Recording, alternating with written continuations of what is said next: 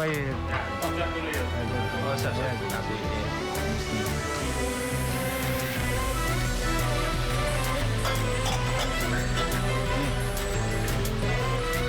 Kurmanya Ya.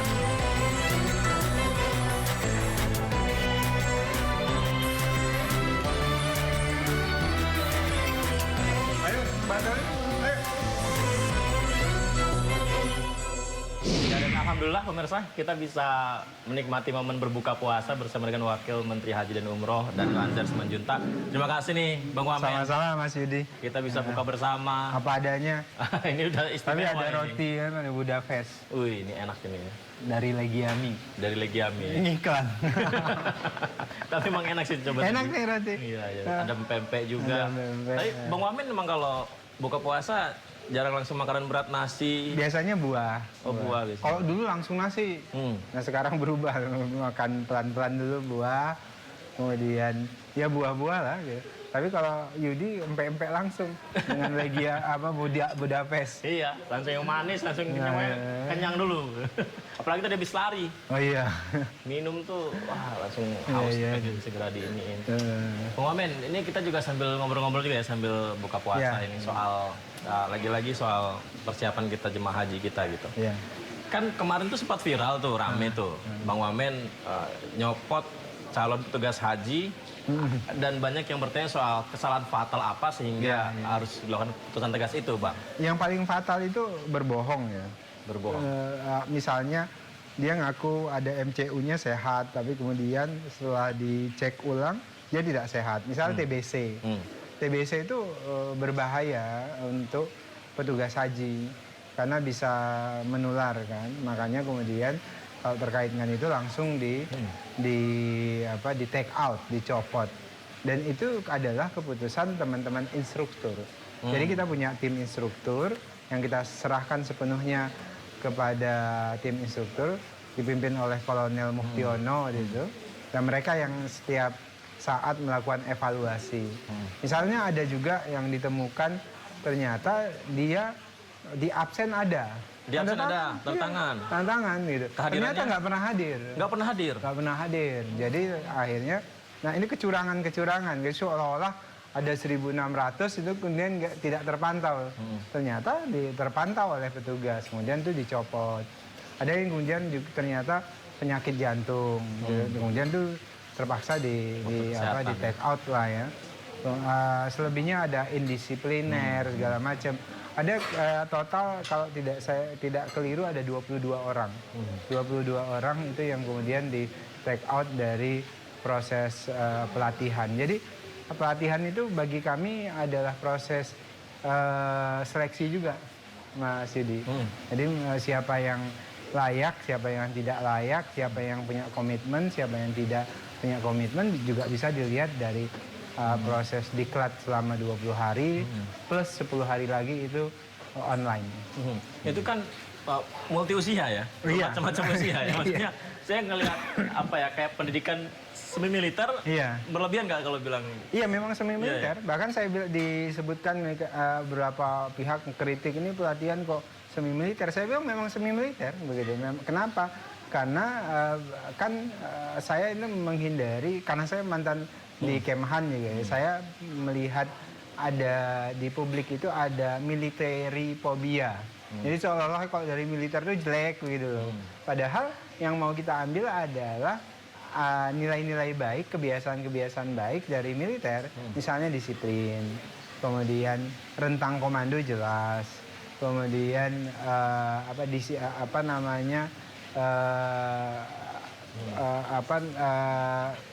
komunikasi antar yang dipimpin dengan yang dikomandoi itu jelas. Jadi yang kita ambil adalah nilai-nilai baik dari militer itu yang kemudian kita terapkan pada pola kerja dari petugas haji. Karena petugas haji ini akan menghadapi dinamika yang sangat dinamis di lapangan. Dan mereka itu tugas mereka saya sebutkan tadi pas kita lari, 98%-nya itu adalah kerja fisik, itu adalah kerja tim, itu adalah membutuhkan kedisiplinan. Jadi ya kita adopsi dari militer. Ada satu juga statement yang menarik. pernyataan petugas itu melayani bukan nebeng haji. Iya, jadi selama ini yang dikritik oleh publik itu petugas kadang-kadang lebih khusyuk ibadah hajinya Daripada jemaah. daripada jamaah. Kenapa? Akhirnya mereka tidak melayani jamaah, bahkan minta dilayani gitu loh. Jadi Walah. itu yang jadi kritik selama ini oleh publik. Ketika dibutuhkan oleh jamaah, mereka yang tidak ada. Jadi akhirnya saya gunakan istilahnya, jangan sampai Anda jadi petugas haji nebeng naik haji. Jadi sesungguhnya niat utama dia pengen naik haji. Nah itu harus diluruskan niat itu. Makanya saya sering menyebutkan tidak boleh ada petugas haji yang nebeng naik haji. Niat awalnya harus jadi petugas haji. Kalau kemudian dapat bonus naik haji itu lain hal. Ya, Makanya kan para petugas itu semuanya diberikan fikih petugas haji. Fikih petugas. Nah, jadi bukan fikih jamaah haji. Jadi agak beda itu. Petugas dan jemaah. Iya, betul. Jadi fikih petugas Berbeda. haji. Jadi bukan berarti mereka tidak boleh menunaikan haji. Makanya ketika mereka ingin menunaikan haji, fikih yang mereka gunakan itu adalah fikih petugas haji. Nah, itu berbeda dengan fikih jamaah haji gitu. Jadi jangan sampai mereka tadi istilah saya lebih khusyuk nanti dibanding jamaah haji ya. Di Arafah mereka harus ikut mendampingi jamaah haji ya di tenda-tenda atau berkeliling melihat jamaah, mendampingi jamaah. Dan di Mina juga demikian, di Musdalifah juga demikian. Gimana Bang ya itu nanti memastikan di lapangannya bisa seperti yang kita harapkan, jadi petugasnya tidak meninggalkan jemaah lansia untuk lebih khusyuk ibadah haji sunnah sendiri. Iya, itu kan makanya tadi kenapa kita pelatihannya semi militer, karena rentang komando supaya bisa dipahami mereka. Mereka di lapangan itu dalam quote and quote dalam tanda kutip mereka bekerja sebagai sebuah tim dan saling mengawasi sehingga pemimpin masing-masing grup nanti itu bisa memantau kerja masing-masing petugas dan secara periodik terus-menerus dievaluasi. Makanya tadi saya sebutkan ini adalah kerja tim, maka teamwork yang kuat kita bangun melalui pendekatan-pendekatan militer. Jadi dengan sistem haji dan PR-nya sebelum-sebelum ini Bang, gimana Bang prinsip dan filosofinya supaya Kementerian Haji dan Umroh ini benar-benar efektif dan bisa memperbaiki sistem yang sebelumnya tidak selamanya seperti diharapkan? Iya, pertama tentu wajah utama Kementerian Haji harus kami rubah. Jadi wajah utama yang ingin kami tampilkan itu adalah integritas. Jadi harus berintegritas. Jadi praktek-praktek koruptif, manipulasi, rente selama ini harus berani dianulir, harus berani dilawan. Kemudian kedua, tentu kami ingin mendorong Kementerian Haji itu watak utamanya pelayanan. Ini seperti institusi yang orientasi utamanya adalah pelayanan terhadap jamaah. Jadi ya kita harus jadi seperti lembaga-lembaga komersil dalam tanda kutip tentunya yang punya watak pelayanan terhadap jamaah karena kinerja kita dinyatakan sukses atau gagal kalau kemudian jamaah tidak puas terhadap pelayanan yang kita lakukan. Kemudian yang ketiga, orientasi kita memang harus memperbaiki tata kelola perhajian. Tata kelola perhajian itu gini, berarti kita harus memperbaiki tata kelola cateringnya, tata kelola ekonomi hajinya, tata kelola transportasi, tata kelola penerbangan dan sebagainya. Dan itu tidak mungkin bisa dilakukan dengan kerja sendiri. Dia harus kerja multisektoral karena harus melibatkan Kementerian Luar Negeri, Kementerian Perhubungan, Kementerian Kesehatan, semua kementerian-kementerian yang terkait harus diajak duduk bareng-bareng pada saat musim haji supaya ikut mempersiapkan yang harus dipersiapkan gitu. Itu yang sekarang terus dilakukan oleh Kementerian Haji. Ya, sambil berbincang kita sambil boleh menikmati hidangan ya Bang Wamen ya. Boleh saya coba? Iya, monggo silakan. Kalau Bang Wamen favoritnya apa? Semangka? Semangka nih, semangka. Saya semangka. Karena air. Ada jeruk juga ya? Air ada jeruk. Ada pempek, pir ya. Pir. Tapi emang walaupun bekerja sampai larut malam di kantor, olahraga tuh tetap harus harus tetap bergerak. Termasuk yang tadi Tinju. Tadi hobi apa gimana Bang? Iya, hobi.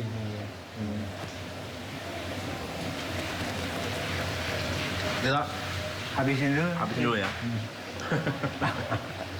Tadi soalnya agak tegang Ah. ketika bahas Bang Wamen rente atau calo jemaah haji itu, iya. Pak. Nah, mungkin saya pengen ini juga sih, ingin tahu lebih jelas.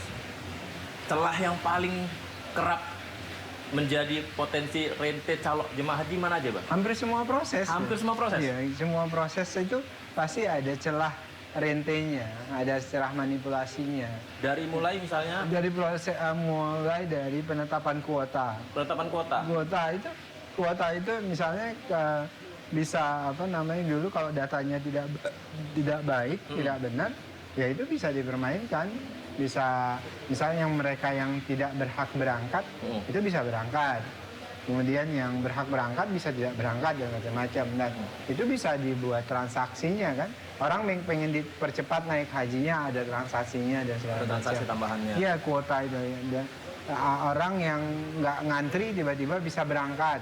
Pasti ada celah rentenya di situ dari kuota. Kemudian misalnya dari nanti ada pergantian mahram. Pergantian mahram. Pergantian mahram itu artinya misalnya suami istri, istrinya meninggal. Nah itu kan berarti kosong. Nah itu bisa diperdagangkan segala macam. Itu bisa banyak hal.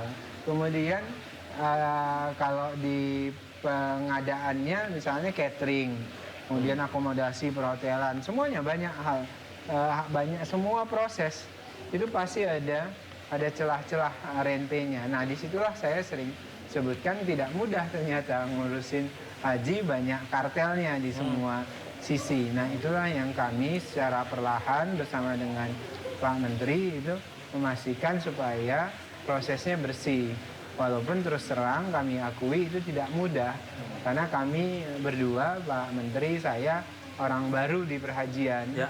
Dan mungkin ya bagi sebagian pihak yang tidak menginginkan ada banyak perbaikan, Pak Menteri dan saya itu adalah gangguan. Iya, ya. Gangguan dan ancaman buat mereka. Nah oleh sebab itulah hari-hari ini ke semua ASN Kementerian Haji yang kami tuntut itu adalah bagaimana supaya integritas itu bisa terjaga. Nah kami terus berharap mereka bisa bareng-bareng menjaga dan memastikan bahwasannya penyelenggaraan haji itu bebas dari praktek-praktek korupsi.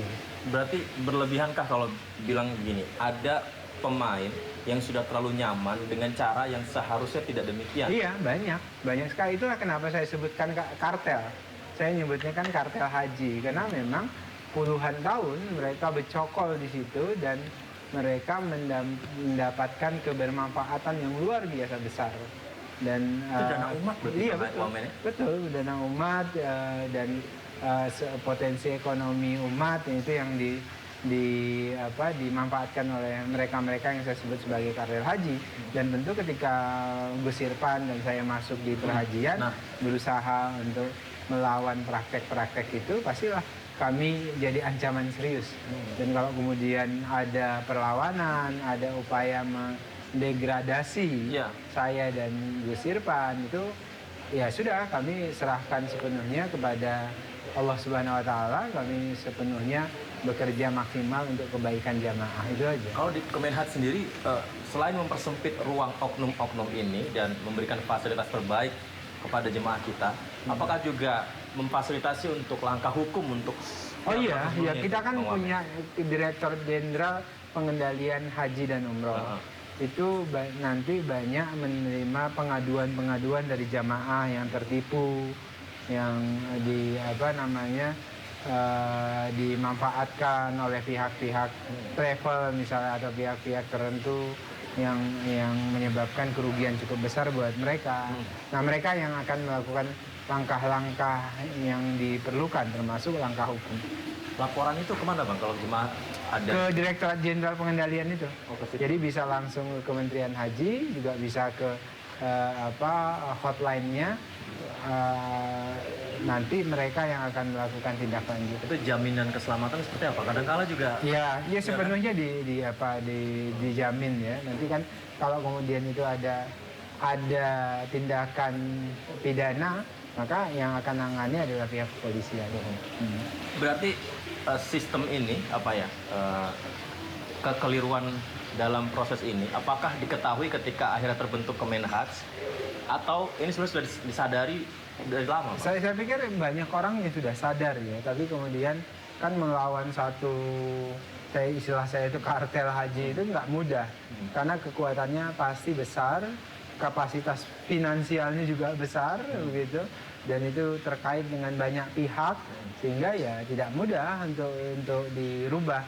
Dan itu berani dilakukan oleh Presiden Prabowo melalui salah satu Pak Prabowo membentuk pentingnya ada Kementerian Haji ya, beliau melihat ada praktek-praktek tidak baik dalam perhajian Indonesia, makanya beliau melakukan spesialisasi, maksudnya adalah membentuk kementerian khusus yang mengurusin haji dan umroh supaya pelayanan terhadap umat itu bisa diperbaiki. Ya, kami sangat mengapresiasi ketika ada niat untuk memperbaiki pelayanan terhadap umat ya Bang ya. Tapi kalau boleh tahu, dengan merubah seperti ini kan banyak yang tidak nyaman ya. Ada nggak Banyak ancaman banget. atau Kan yang kami rasa sekarang itu bukan ancaman, karena dapat saya pikir dipersulit jarang sekarang yang melakukan pendekatan-pendekatan itu.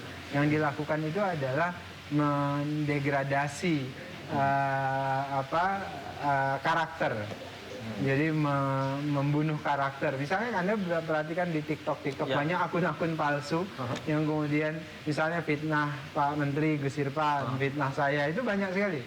Kami lihat tuh di TikTok, nuduh misalnya Gus Irfan Allah, saya banyak sekali tuduhan-tuduhan macam-macam seperti itu dengan tujuan untuk mendegradasi moral, public trust segala macam, untuk melabeling Gus Irfan, melabeling saya supaya tidak dipercaya. Goyah nggak itu, Bang Wamen?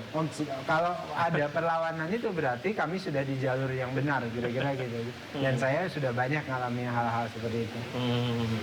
Artinya ke depan mungkin pesan kepada jemaah haji kita, Bang Wamen, ya tadi ya beberapa PR-nya. Yang pertama adalah merubah sesuatu yang keliru untuk menjadi lurus kembali. Yang kedua, menyesuaikan dengan eskalasi Timur Tengah yang terjadi saat ini. Seperti apa, Bang Wamen? Saya pertama tentu pesan saya kepada jamaah tidak perlu khawatir, yang jelas persiapan untuk keberangkatan haji sudah 98% sekarang, dan tanggal 21 sudah masuk asrama sebagian, 22 sudah berangkat ke Saudi Arabia.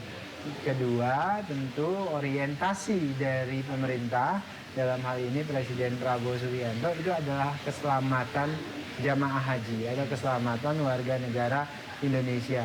Apabila dinamikanya itu eskalasinya semakin meningkat atau kemudian mengancam keselamatan warga negara Indonesia yang menunaikan ibadah haji, tentu kami akan melakukan pilihan-pilihan yang menyelamatkan, istilahnya menyelamatkan jamaah. Dan mudah-mudahan ini tidak perlu dilakukan.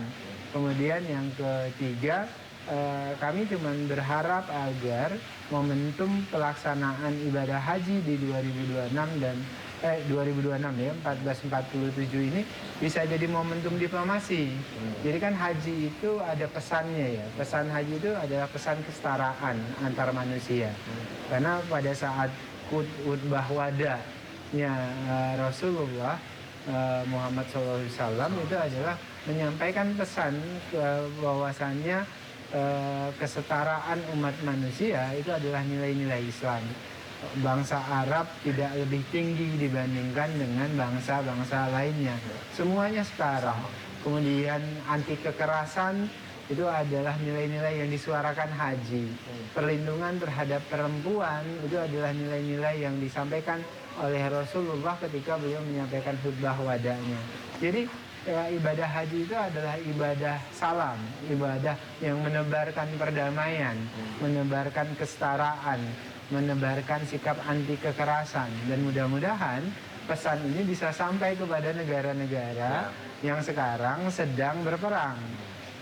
Amerika bisa menahan diri, Israel bisa menahan diri, Iran bisa menahan diri. Semua negara-negara yang sedang terlibat konflik bisa menghormati momentum ibadah umat Islam sehingga bisa berdamai, kemudian kita bisa menunaikan ibadah dengan baik dan lancar. Amin, amin, amin. Bang Wamen, terima kasih banyak. Sama-sama, Mas Yudi. Kita monggo dilanjutkan. Cheers dulu kita. Kok ada tos ini? Berarti tanggal 22. 22 berangkat? Berangkat. Oke, semoga lancar. Amin. Dan seperti yang Bang Wamen sampaikan tadi pemirsa saya, bismillah. Semoga saja jemaah haji kita tahun ini lancar-lancar semuanya. Terima kasih sudah menyaksikan kami. Sampai jumpa.